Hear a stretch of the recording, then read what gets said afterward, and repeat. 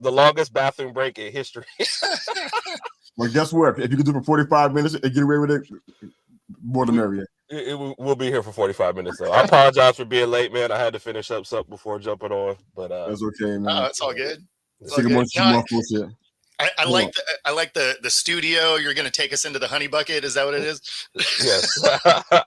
I mean, if somebody calls back, yeah, we might be up on the ladder here in a minute, but I'm just gonna bring the whole computer with me. Sweet deal. Good morning, Wayne. Hey, Glad you're in the house. Love that you're on with us. All right. Well, let's move on. Well, since Herb is here, I guess we'll give you a shot at the whole Deion Shador conversation. I'm officially done for today, at least. Yeah. If you want to share, by all means, the floor is yours, man. I'll make it quick because I don't want to slow y'all down. Mike, Big Mike, a good friend, was one of the biggest Deion people, and yesterday he said he was done. I mean, that's pretty much all I got to say. No, I mean it's just gotten crazy.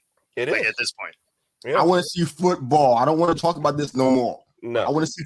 Show me that you're going to be so relevant in the way that I care about. I don't care about your ads and your likes. Yeah, relevant on the field, win more than 4 games, play like a top 5 overall or number 1 overall. Play, not talk like one. Right, like one. That's where I'm at. No offense to nobody who loves Deion, love the drama. Do you, baby? I don't want that. I would take him starting to talk like one. Yeah. Because that's not what we're seeing out of him. We're seeing a junior high kid. Morning. Thank y'all. Yeah. Herb getting that love in this morning. All right. Can we go NFL and leave Deion in the past? I'm done with it. I'm good. All right. I'm there too. So a lot going on with NFL draft. We didn't talk about it much at all. I was away, and a lot of stuff. I mean, I wonder how you guys felt about your team, how your teams fared, draft grades, reactions, surprises. Let's run the whole show down with it, man. So let's go, man. So what you guys thinking, man? First question. I'll help you out. First question. What was the biggest surprise for you in the draft? I'm gonna go with the second biggest because I know everyone is talking about the biggest. Oh, so give me a numero uno. It's all good. I mean, numero uno's got to be Michael Penix, man. And I just feel like it's maybe been beaten to death, but it is legitimately your biggest shock, And I talked about it kind of yesterday. Been watching the Falcons podcast, and it's taken him a week to talk himself into, okay, maybe this isn't a terrible thing, but it's like all the possibilities. If Kirk Cousins at least gives you like 3 years, then you don't have any idea what you have at Penix. Yep. He's going to be like 27 at that point without having been a snap, haven't taken a snap, and you're paying him $100 million guaranteed.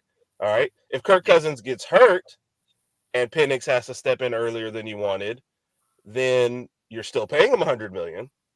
So what was the whole point inside? If you were going to sign a guy like that, I'm going to steal one from, what Bo said yesterday, get a guy like Drew Lock, get somebody who you don't have to pay that much and you don't think is going to be your starter for more than a year or two. Exactly. So, and the parallels that they were trying to make was like to the Jordan Love thing or whatever. Well, those guys were drafted late. Even Aaron Rodgers was drafted late after he fell, on the draft. They weren't drafted 8. Okay. It's just not the same as any of these other situations. No, if you're a top 10 pick, you're in theory going to play. Right. Like that's the idea. At the very least, year 2, right? Yes. Because I think like the plan with McCarthy is like give him 1 year, let Darnold just get out there and see what happens, and then get out there, right? But no more than that, right? Yeah. Well, and then you run into the other issue, right? Because you have over the next 2 seasons for Kirk Cousins, I think it's $90 million, right? So, and then there's an out after that. But it was 100. Yeah. Well, it's 100 guaranteed for the whole contract, but the next 2 years, I think it's just 90.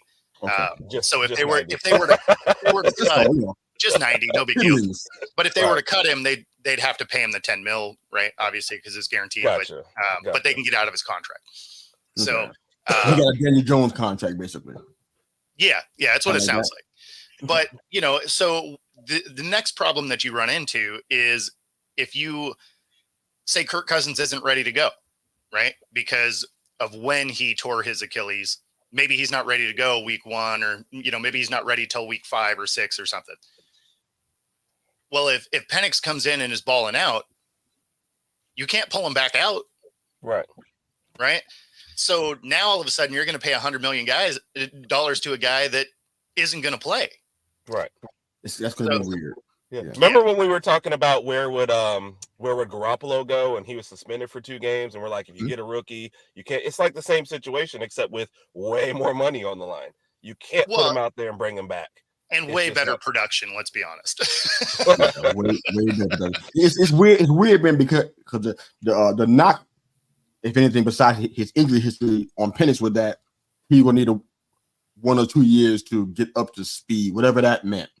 So it's like, but to take him in the top, if it happened outside of the top 10, I probably wouldn't even cared as much, because like you guys already stated very eloquently that in the top 10, you kind of expect him to start. Nobody thinking Joe Alt's going to sit in his first year. Or if you're not going to start, it's only going to be a year. Right? It just makes sense, right? I'm saying, but in this case, it's like, okay, you want to give him 1 or 2 years as a little cushion, but you're going to pitch him at 8? Yeah. It's weird. I don't get that part of it. That's the only part I'm still left not understanding. But even in the top 10, you can wrap your head around sitting for a year, especially behind a guy like Kirk Cousins. He's a not 2 years though. Not 2 years. Well, that's what he said. A year should be the max, is what I'm thinking. It's certainly not the 3 to 5 years they were talking about. No. Like you're going to sit a guy until he's 30 and never take a snap. Like, why even draft the guy? Right. Like, you're going to have to pay him and not even know if he can throw. Yep. Ugly stuff there. All right. Jeremy said, I'm happy the Giants picked Neighbors. They're going to add a quarterback to. Is that a typo, Jay? To hit him with the Giants? I don't know.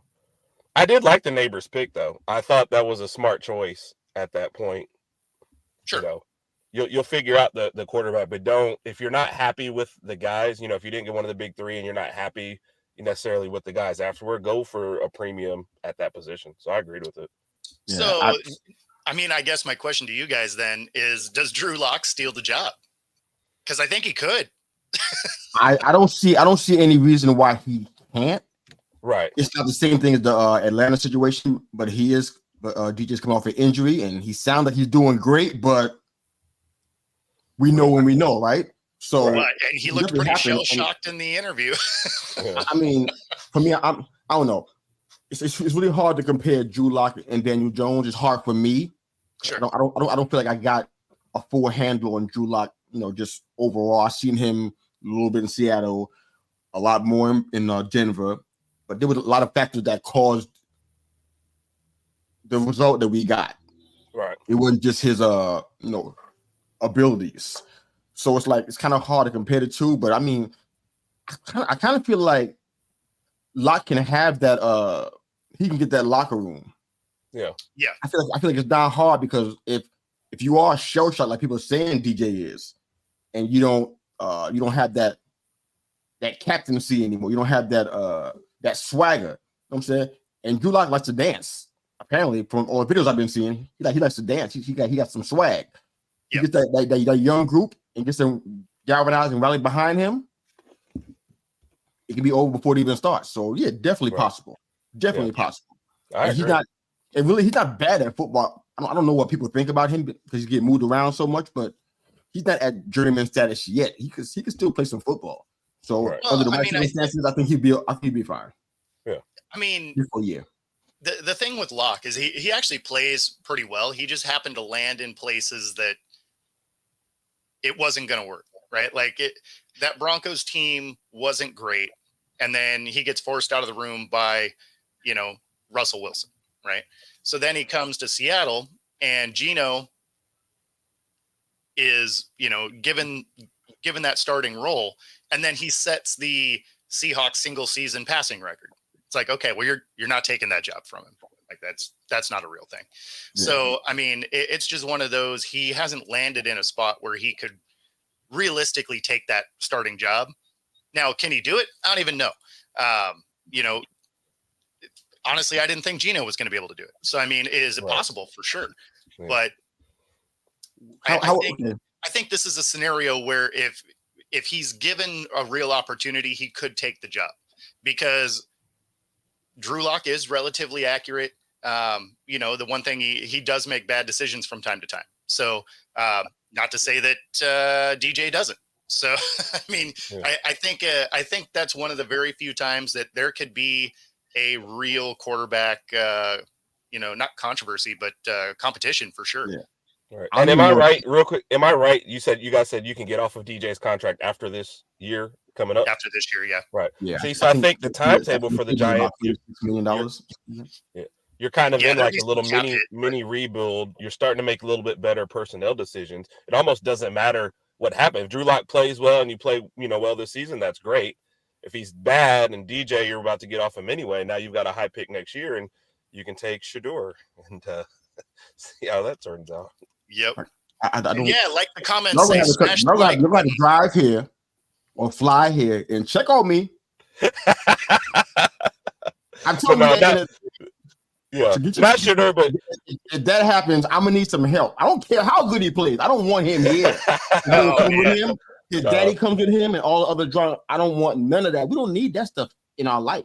Man, we'd be watching you lose your mind. I'll be at the front door. I'll be knocking. Hey, you all right, man? You all right, buddy? I feel like my mind is intact, but I feel like I ain't gonna be in the best of moods. Right. I just put it like that. But as far as Drew Lock part goes, see him at the Broncos, see him in Seattle, and now he's going to be here. I need more time to assess all three situations, but on the surface, without going into detail and research, I feel this is a better spot than all of those in several different areas. Yeah. Defensive side, O-line to a degree. I'm not sure where we are yet. We got some. Ryan Neal got dropped down in the depth chart, so that's a good thing. So I'm like, okay, so now maybe we got some progress with Jermaine and that kind of stuff. But we'll see how it goes. But this is a good spot for him to do what you said, Bo, to actually take over. So we'll see what happens. Got some folks coming in, chime in. Good morning, Bayou Bango. What's up, baby? Yep. Hit that like button. I love it. Yep. All right, so some more comments here. That being said, if you guys do pick up Shedeur, we gonna stay on this, man. No. If you guys pick him up, I want to watch the draft with you because I think that'll be hilarious. Yeah. We definitely have to have live reactions, right? I don't normally throw stuff during the draft. In this case, I'm gonna find something heavy, make some loud noises because I don't want that stuff, man. Y'all call them all you want. You want them on your team, you can have them. All you guys teams, you can have them if you want them. Go for it. I won't be mad. I won't be like, man, wish we got Shedeur. It'll never happen. I don't know. Maybe he balls out. It don't matter. It never come past these lips. I said, you know what? I want LaMelo Ball on my team. I don't. Yeah, zero you know why, right? No, I got you. You know why, right? Okay. Nobody wants that. Matter of fact, you know what? I don't know an NFL coach in the world that want that either. Ownership might because, like you said, ads, money, blah, blah, blah, blah, blah. Yeah. But not one coach wants that. The spot that I think could really happen is Jerry Jones getting Dion to come to the NFL and brings his kid. Like, that seems like a very Cowboys thing. And I am here for that dumpster fire because I think that will be hilarious. Oh, wow. You know what's going to happen? The same thing that happened since 1996. Nothing. That's what's going to happen. Well, yeah, but it'll do exactly what the Cowboys like to do, though. Gets all the cameras on them. All the cameras on them.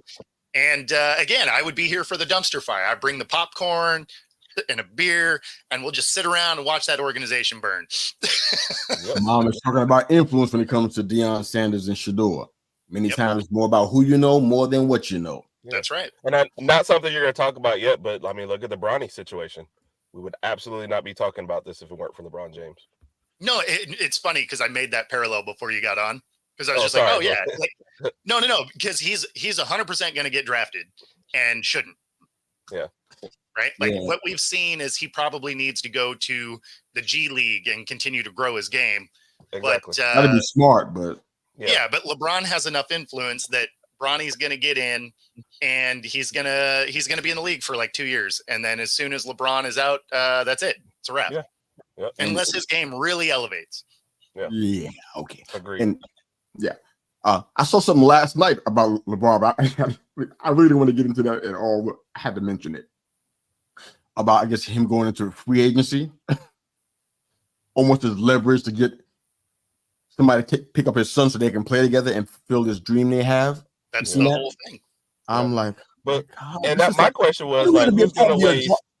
Who's going to sign him and waste a top pick, like, and still think they're going to win a championship next year? Or are you just doing it for tickets? Because why do we be a part of this? Jerseys? Why would they be a part of their drama? Why we got to be a part of this? It's just because none of this has to do with the actual sport. Yeah. This is all about money, and that's what goes back to the Sanders thing, and that's how you get there easily. It has nothing to do with the on the field or on the court product. And it was the same thing for when LeVar Ball was doing all the Big Three brand and all this craziness. Or Big Ball or whatever his crap is called. But wow. I mean, that's all this is, right? This is all marketing. And it's good. See, that's the problem is it's good marketing. It works. Yeah. So it's working my nerves. You may not like it, but it creates money. And that's what all of it's for. Unfortunately. It's ridiculous, man. I have one question that we got to go to the NFL draft. We got to get off of this. Does Raj still think he's the GOAT? That's my only question I want to know. Do you still think he's the GOAT? He does. This GOAT behavior? Yes. This ain't GOAT behavior, but he does. And I can tell you by our text messages and chats that he does. So, and this is my problem whenever you talk to a LeBron fan is, and this happens with Raj and happens in the group text, they can't talk about LeBron without bringing up MJ. And I'm like, you guys are so insecure about him being the GOAT that you got to go after something. Yeah. When I talk about MJ, I just tell you I think he's the best. That. Yeah. I never bring up anybody else because I know MJ is the best. Okay. But, facts. We got a lot of comments about draft grades. I want to go back just a little tiny bit to some of the comments about Malik Neighbors and stuff and ask you guys about your team's draft and how you feel about it. If you got multiple teams, by all means, drop your thoughts on those, but I want to get those there. And we got Jeremy saying Atlanta made a QB controversy where none was needed. Well, you got that right. Right. Now Kirk Cousins is hella mad now. So absolutely. He's ticked off. But okay, you guys can start with you want to, whatever team you want to start with. But overall thoughts. I mean, you can't go to grades and everything, but you can if you want to. But how you feel about how your team did overall? Go ahead, Herb.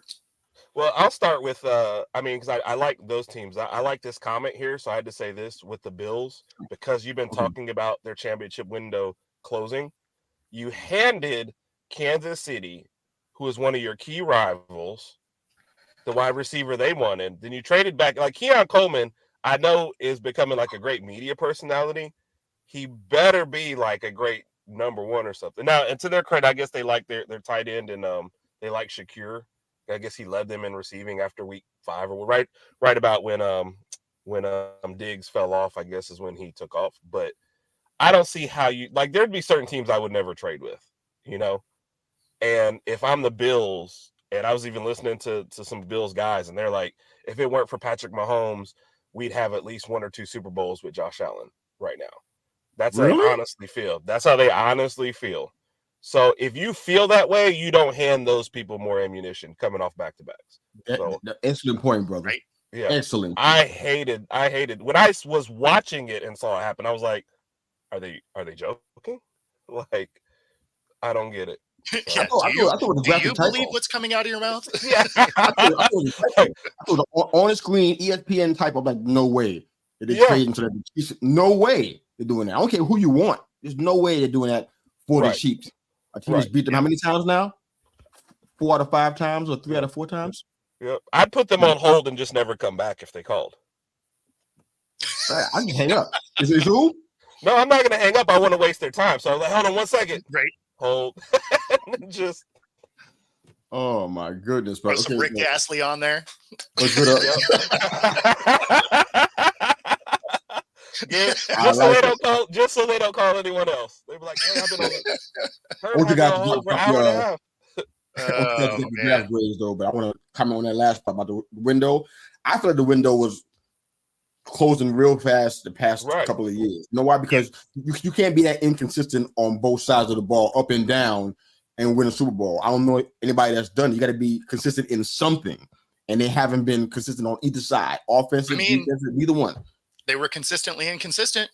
Yeah, yeah, and look what that got them. But as far as your team go, Herb, how you feeling about what your guys did? I like what the Eagles did, addressing I think a big need going cornerback. What was it, 1 and 2 in the draft? Okay. So I like where they started, at least realizing what was a problem last year. I didn't think you needed really any offensive pieces like very high. What AJ Brown just also re-signed, Devontae Smith got his money. So maybe, better play calling would be needed on that. But I felt like they had a serious need going in, and they said, all right, this is the part of the draft we're going to address. So I like what they did. I think the Texans, I guess, kind of had a solid draft, if not spectacular. I think they did most of their work like last year and then in free agency. So it was like, we're just going to kind of fill in some pieces around here. And then the other team I really liked was, of course, the Lions, just because they're an easy team to root for, and of course they picked one of our favorite players, Terran Arnold, one. So that's always going to endear me a little bit more to you. So those would be my top three, like, kind of favorites and follow the teams I kind of follow. Okay. And anything shocked you from after the Bills and the Falcons? How about just in general, how far the defensive players fell because we went all offense? Or I'll also say this. I know Alt is a solid player, but I really thought the Chargers would go wide receiver given the talent of the top 3 wide receivers and what they've lost in the offseason. So I understand maybe the philosophy, but you also lose Eckler. So I guess, you're getting Alt to kind of go more run. And then they're also they're switching them sides to is what I read as well. So that one was kind of it was funny. I'm listening to the Chargers guy and he goes, I mean, it's not what I would have done. I'm like, so he's trying to be nice about saying I didn't like the pick, but it's that's not a hard ball. That's a hard ball thing. Without question. And he already got Gus Edwards. I know. Yeah, I mean, for me, Gus Edwards reminds him of somebody. I know that already. So this whole that pick that's a hard ball. Michigan Part 2 plan. I see it coming together already. But go ahead, Herb or Bo. I don't know who we're talking about. I think Bo was about to jump in.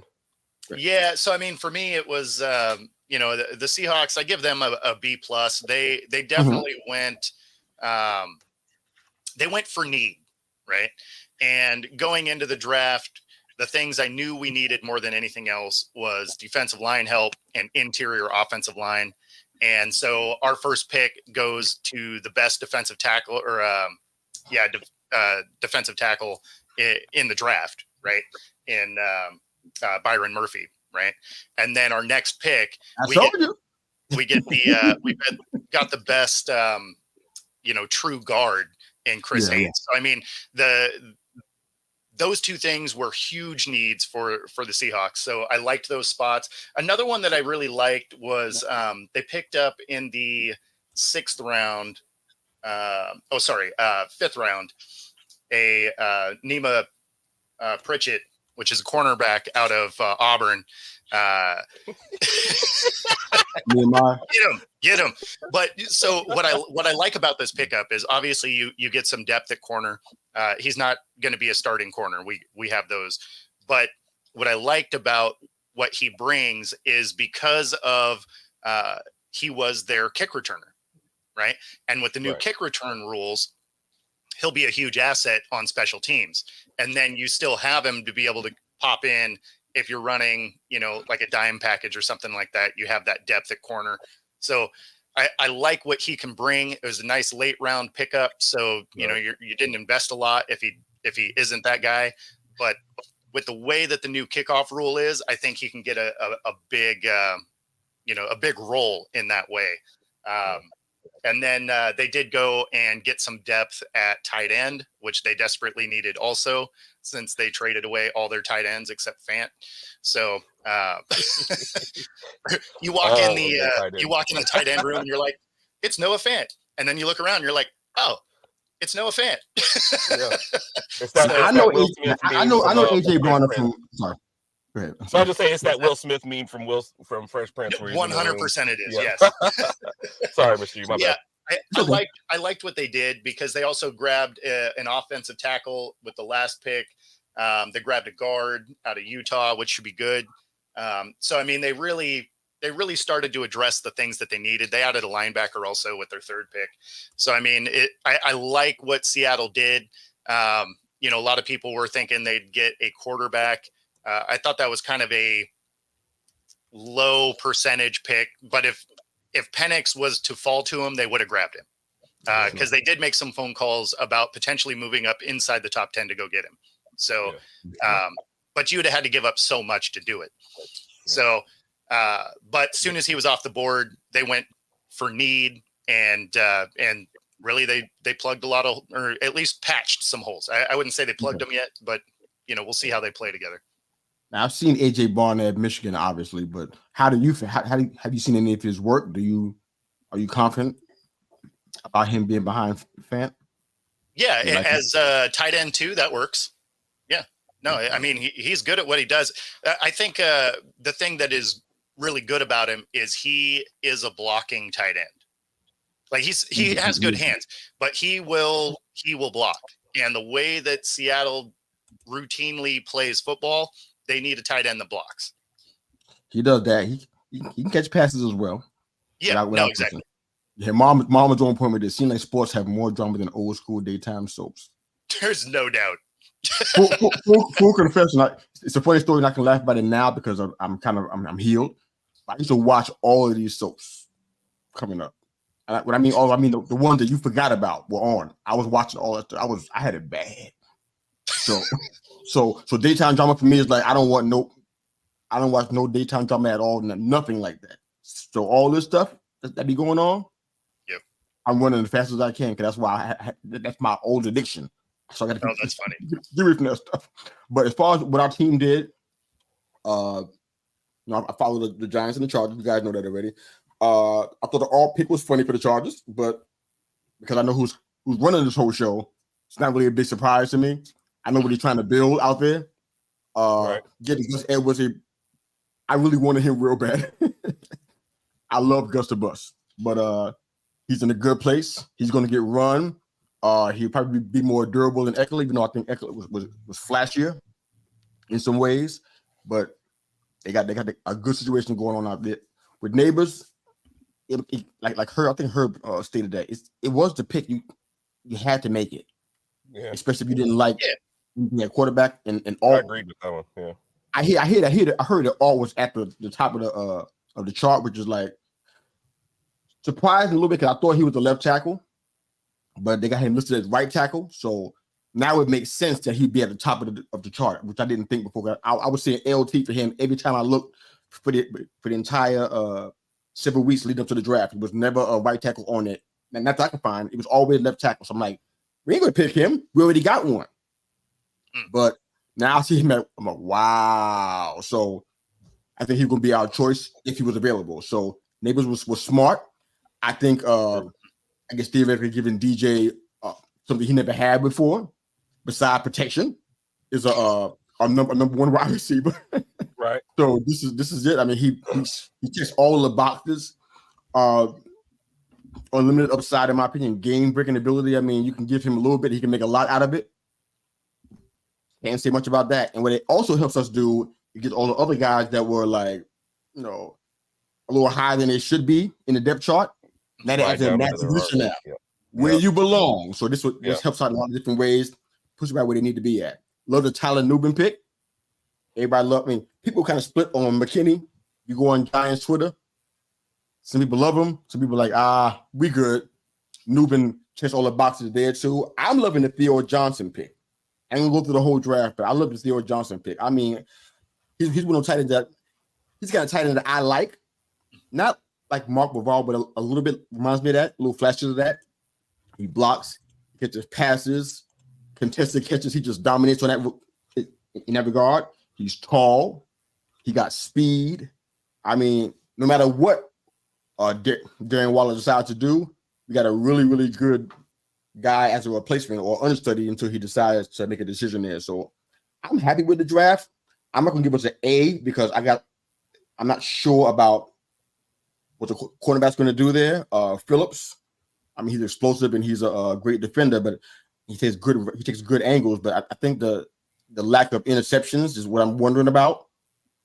Was that because of Kentucky or some other reason? I'm not sure why that was, but so I'm reserving judgment on that part. I like the other guys, Tracy and more so. I like both.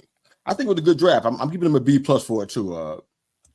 The Chargers had an excellent draft, so I give them an A- for that one. But I like what's going on there, man. But any other surprises about the draft that you saw beside Penix? I know that was the biggest surprise. I know Herbie said you had a second surprise that was like kind of shocking to you. What was that?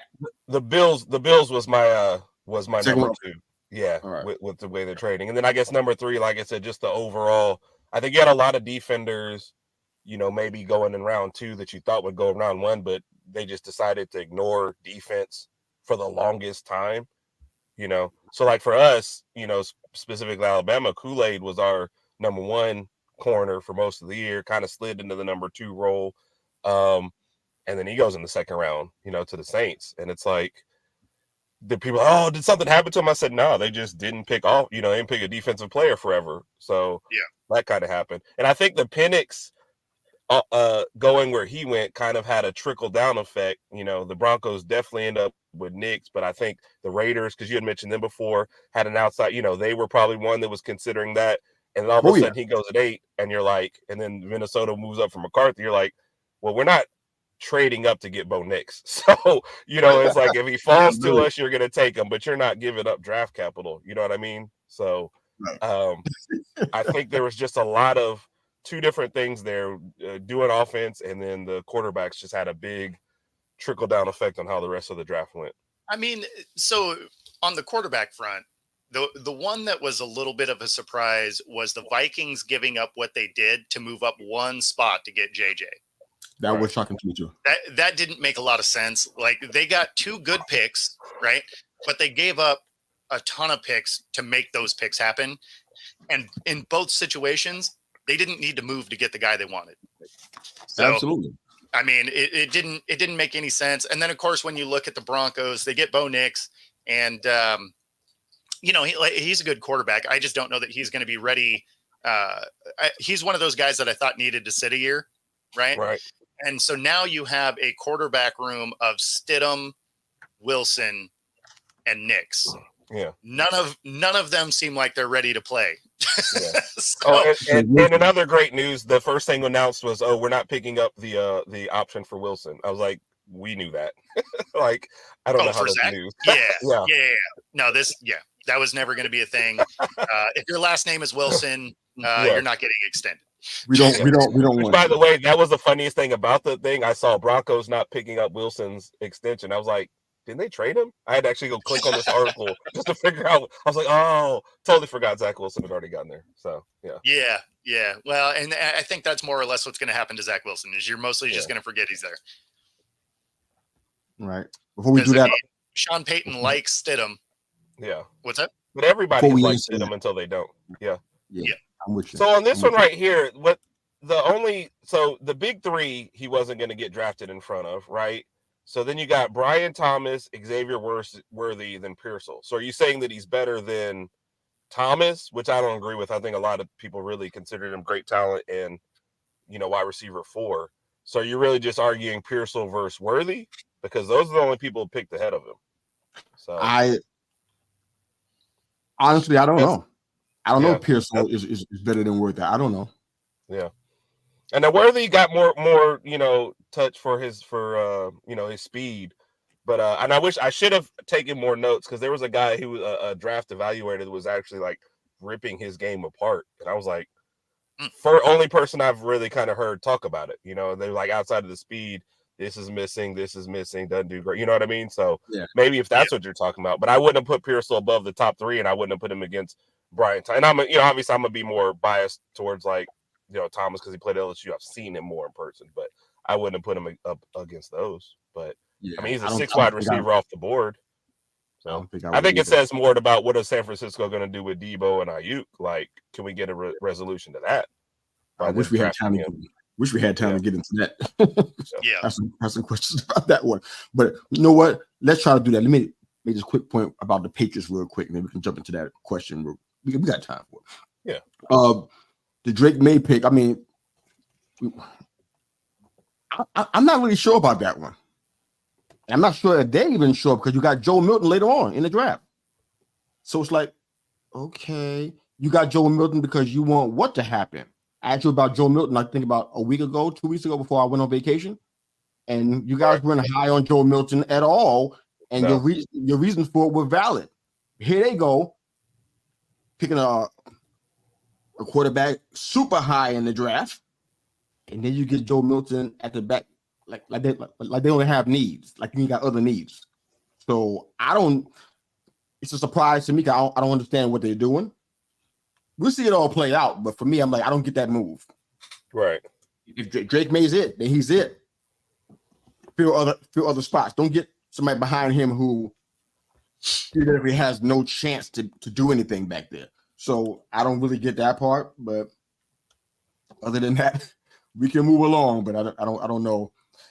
Yeah. You got so they said, and the coach himself said his upside, his cannon arm size, and running abilities.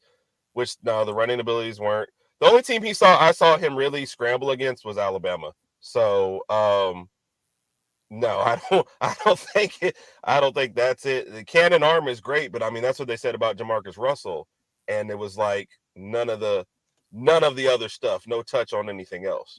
So I don't get the move. But yeah, I didn't either. If you're spending the first pick, yeah, no, I wouldn't do that either. Okay. So how about the Debo and Brandon Ayuk thing? That they can probably figure it out, maybe, and figure out with the money, but it feels like something's going on there. Do you guys get that same impression? Well, I understood with Ayuk because I guess they're not wanting to pay money because they also got Purdy, I guess, coming up, and they're trying to figure out where their money's going to go, and you're already paying McCaffrey, Debo. But Debo, I mean, we've talked about it. He kind of makes that whole thing go when he's on the field because of all the different stuff he can do. You've seen it. When he's not there, right? You see what happened, right? It's flat. So, I don't know. Are these guys staying or what in your estimation? Are they staying with this team or is Pearsall the number one for real?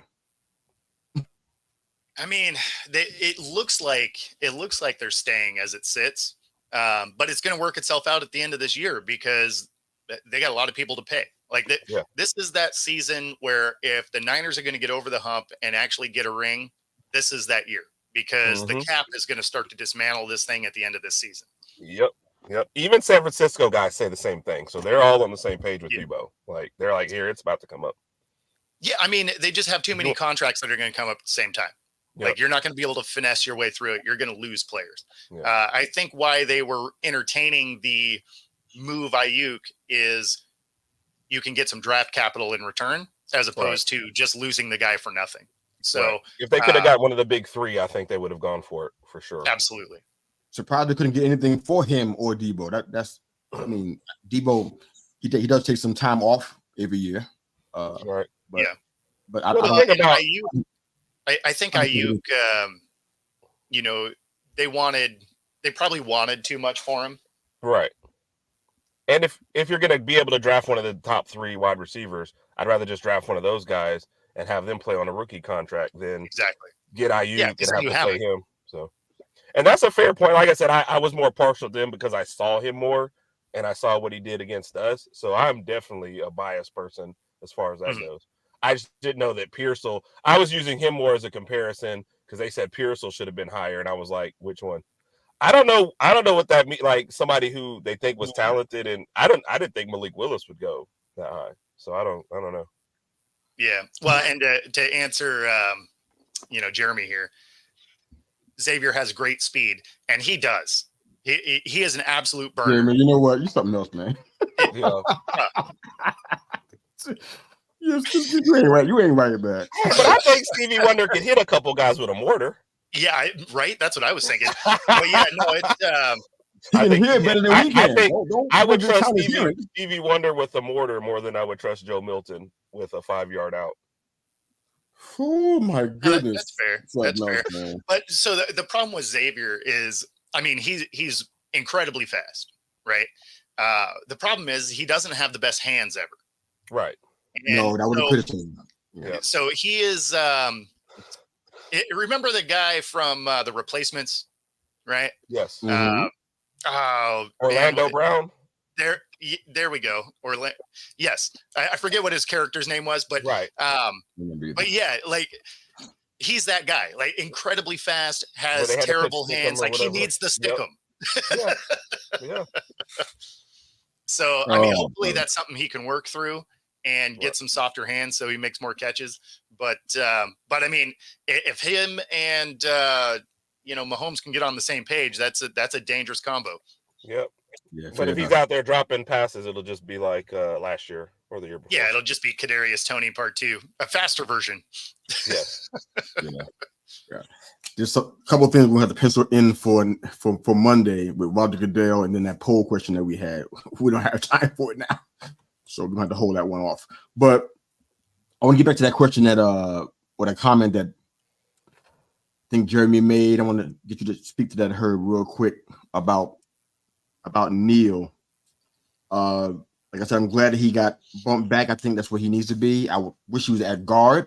I think he'd be better there. But any comments on this point here? Do you see moving Neil would have been a great move? Yeah, perhaps, but I don't think that was even in the cards. Nobody was even thinking about doing that. I think it'd be a great move, and it also, I mean, you got to recoup something. You drafted this guy high, like it's not. You don't necessarily want to give up on him, but if you can do like they're saying, getting in the guard and recoup something from him and help the line at the same time, man, I'd love that move. Obviously, Alabama guy, I'm hoping he does well, and it's like, how many times have we apologized for his play on the show? We're like, we're so sorry, man. We're so sorry. I'm like, if Herb likes him, he must be good. So I was like pumped and amped, and it's like, then he got out there. I'm like, oh my god, there we go, Clifford Franklin. There it is. That's the character's name. Just called it up. Yep. He sound like a stud, don't he? Clifford Franklin sound like a stud. Yeah. Oh, like I said, he was fast, but he was fast. He just couldn't catch. How many guys have you seen it come through the league with that kind of? Yeah, the Raiders used to love drafting them, man. They sure guys did. Who were just super fast. Yeah. I don't want to say their names. I don't want to because they got stuff going on. The Raiders were king at it. They'd draft track stars and then forget that you still got to catch stuff. Yep. I know we don't want to mention Ruggs or other stuff, but there was another one before him. What's that? 4 or 5 years before. I can't remember his name, but it was the same exact situation. He wasn't the highest rated wide receiver. They took him early, and they were like, he's a burner. And I think it took him 4 years to like get to the point where he was decent with his hands. And not great, just didn't drop everything. So no, it's funny when you see some of those guys. I want to know his name now. Hands of stone. Yeah. Oh, why you do that, Herb? Now I got to find that guy's name now. Oh man, that's gonna eat at me if I don't get his name now. Why you do that, man? Darius Bay, wasn't it? Darius Bay, no, something like that, right? That wasn't Haywood Bay. That's different. It wasn't him. This guy was short but fast. It was. I know who you're talking about too. His name is not coming to me. I'm like, oh my. I don't even know what year it was. And of course, while they look it up, be sure if you're watching to like and subscribe. Oh man, come on, man! We got to find that now. Cause now I'm like, oh yeah, I remember that guy. I thought he was gonna flame out anyway. That's exactly what happened. He flamed all the way out. Yeah, Haywood Bay is who I was thinking about because he was a burner, who never caught the ball. So it's another guy, man. When you go read his profile, it's all about his speed and never about anything else. Ain't that long ago either. It was before Ruggs. It's not that long ago. Well, Tua's brother gets signed, or we ever know. So here's the thing about Tua's brother, Talia. He was petitioning to get an extra year to go back to school. I think that tells you all that you need to know about like his draft potential and his potential in NFL. He was like, he seems like one of those guys that will be a undrafted free agent, and then someone will bring him into the rookie minicamp. Yeah. To get an in-person view of what it is he can be. And that'll probably be it.